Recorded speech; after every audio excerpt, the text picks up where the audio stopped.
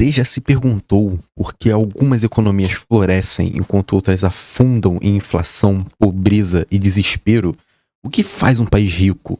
O que torna uma sociedade livre? Nesse vídeo eu vou te apresentar os ensinamentos essenciais de As 6 Lições do economista austríaco Ludwig von Mises, um dos maiores defensores da liberdade econômica da história. Prepare-se para ver ideias que desafiam tudo o que o nosso senso comum e os políticos vivem repetindo. Então, salve, salve, meu parceiro, salve, salve, meu companheiro. Dessa vez, isso mesmo, cara, trazendo mais um livrinho que eu li no Kindle. Dessa vez não tem versão física, assim como tem sido os últimos livros que eu ando lendo, né, cara? Simplesmente abandonei o livro de papel pelo livro digital, né? Inclusive, As 6 Lições de Ludwig von Mises, livro esse que é bem pequeno, bem curto, bem enxuto, no caso, né? Eu o li em 5 dias, se eu não me engano, isso sendo bem regrado, dava pra ter lido em menos tempo, como também dava pra ter lido em mais tempo, caso eu quisesse demorar mais, mas é uma leitura bem tranquila, não tem muitas palavras coloquiais, não é nada muito rebuscado, é algo bem objetivo, né? Então, sobre o livro, né? As 6 lições de Ludwig von Mises, né? Sempre bom falar, reúne uma série de palestras que o mesmo ministrou em Buenos Aires, em 1959. É, faz tempo pra caralho, cara. Eu li o livro sem saber o ano que foram as palestras, né? Eu tava achando que era tipo 90 e pouco. Porra, começo dos anos 2000. E não, velho, o bagulho faz tempo pra caralho, mas as ideias que o cara traz são simplesmente absurdamente atuais, cara. É inacreditável. Puta merda. Mas, vamos lá. Apesar de terem sido feitas há mais de 60 anos, o conteúdo continua incrivelmente atual. Talvez mais do que nunca, né? Com essa onda de gente ainda defendendo o comunismo, ainda defendendo o welfare state, ainda defendendo coisas que não fazem o menor sentido, né? Que deveria ser pra ajudar os pobres, mas no fim acaba fudendo-os mais ainda, né? Estado de bem social, uau, que incrível, né? Em linguagem acessível, o livro sintetiza os fundamentos da escola austríaca de economia e defende com firmeza os pilares de uma sociedade livre. Agora, vamos às 6 lições, né? Começando pelo capitalismo, né? Esse grande inimigo aí da galerinha mais à esquerda da asa, né? Inacreditável, né? Inacreditável, mas tudo bem. Se foda. Para Mises, o capitalismo é o único sistema social que surgiu de forma espontânea e voluntária. Ele nasce da cooperação pacífica entre indivíduos que produzem, trocam e consomem bens livremente. No capitalismo, os consumidores são quem realmente manda, porque cada real gasto é um voto. Como bem diz Renato 38, caso você não concorde com o Estado, tire seu dinheiro do Estado e tire o Estado do seu dinheiro, né? Quando você está investindo, quando você está comprando algo de alguma empresa, você está nada mais, nada menos mostrando que você apoia aquela empresa. Então não existe essa de caralho, comprar iPhone, mas eu odeio a Apple. Não, irmão. A partir do momento que você está comprando algum produto da empresa, você está votando sua confiança nela, né? E seu dinheiro, né? Seu tempo, né? Dinheiro nada mais é do que tempo, né? Empresas prosperam apenas se atenderem às demandas do público. Quem manda nas empresas é o consumidor. Isso me pegou demais, cara, porque faz sentido. Se a empresa não vende, ela não lucra. E se ela não lucra, ela não se mantém. Então, no fim, empresas servem o povo, né? Ou assim deveriam fazer, né? Assim como funcionários públicos deveriam servir o povo, mas não é bem assim que funciona, né? Vamos lá. E mais, o lucro, muitas vezes demonizado, é um sinal de que a empresa está usando os recursos de forma eficiente para satisfazer as necessidades das pessoas. É esse sistema que gerou avanços tecnológicos, redução da pobreza e aumento da expectativa de vida como nunca antes na história. Você vai pegar na época pré-revolução industrial, né?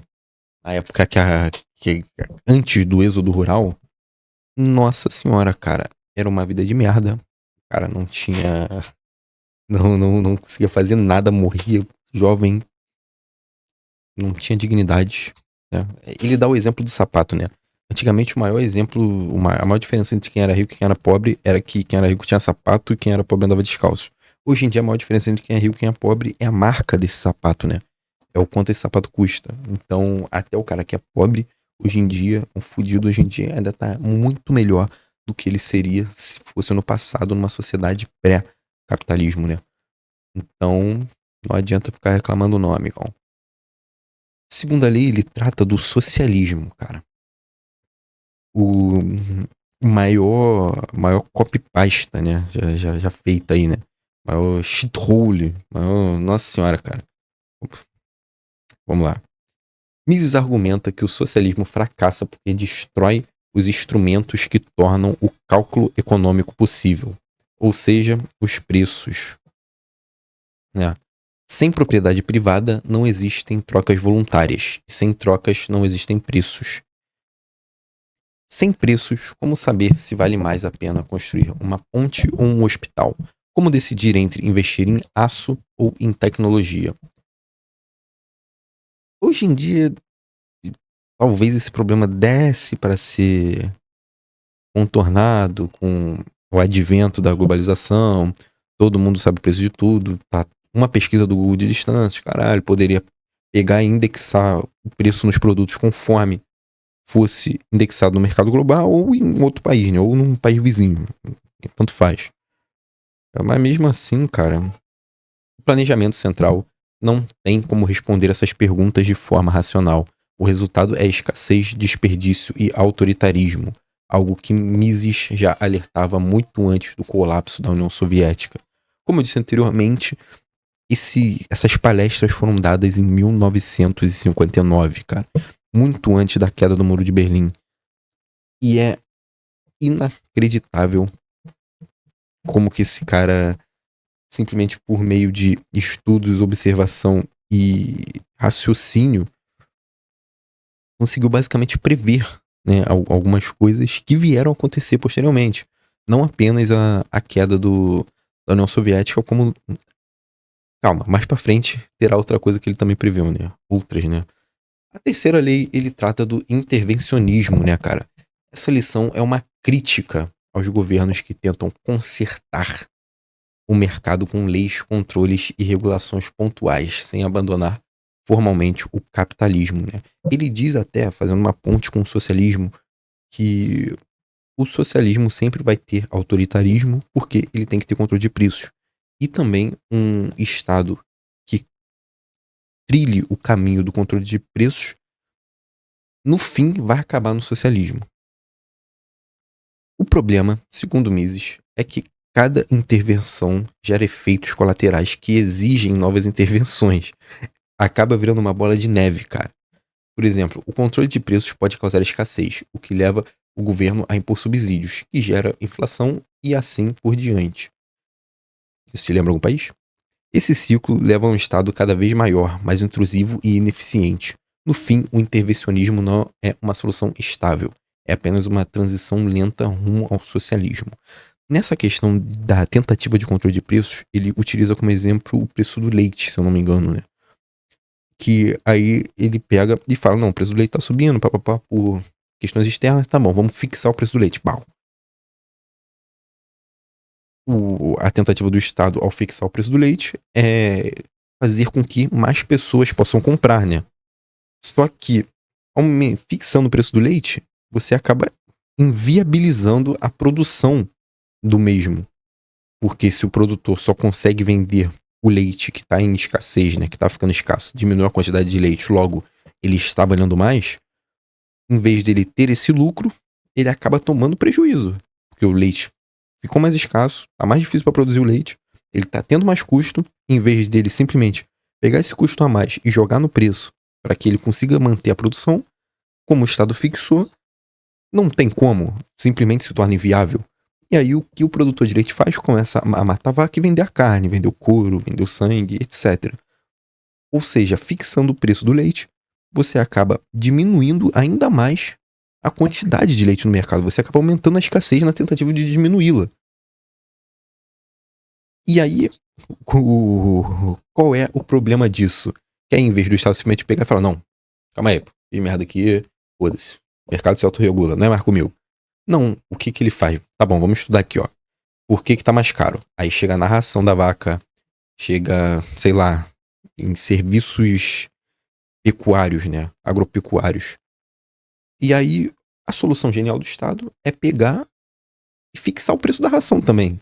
E aí, assim por diante. E chega nesse ciclo infinito de que tenta-se fixar preços, tenta-se controlar preços, tentando aumentar a oferta de mercado, só que isso acaba aumentando a escassez, cara.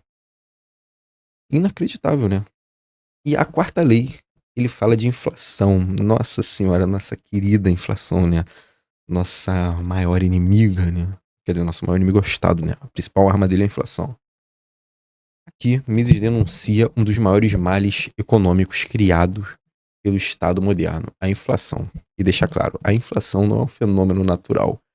É sempre causada pelo aumento da quantidade de dinheiro em circulação. 1959 e o cara tava falando de inflação. Lembrando que em 1959 ainda estava no Gold Standard, né? Ainda era lastreado em ouro. Inacreditável. Governos muitas vezes inconcluam com bancos centrais criam dinheiro para financiar gastos sem arrecadar mais impostos. Isso desvaloriza a moeda e transfere poder de compra de forma disfarçada. Exatamente. Os mais pobres, que vivem de salário fixo e não têm ativos financeiros, são os que mais sofrem. E o pior, a inflação não estimula crescimento, ela apenas distorce os sinais de mercado e cria ciclos artificiais de boom e colapso. Ele fala, cara, o exemplo que ele deu para a inflação explodiu minha cabeça.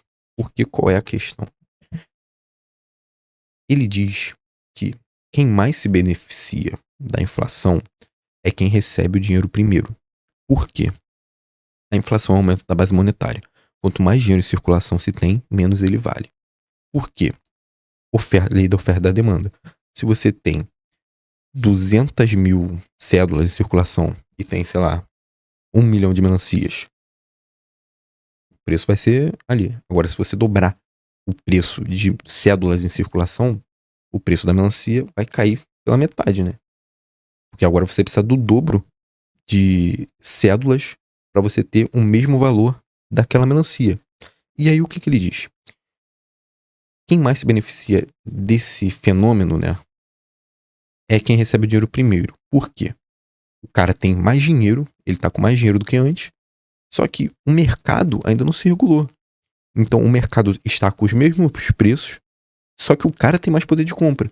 Então ele consegue comprar em quantidade maior um produto que, em teoria, deveria ser mais caro. Mas ele ainda não se tornou mais caro porque as células ainda não entraram propriamente em circulação. Então, o cara se dá bem, pau, vai lá, compra, bau, toma, compra pra caralho, bau, receba.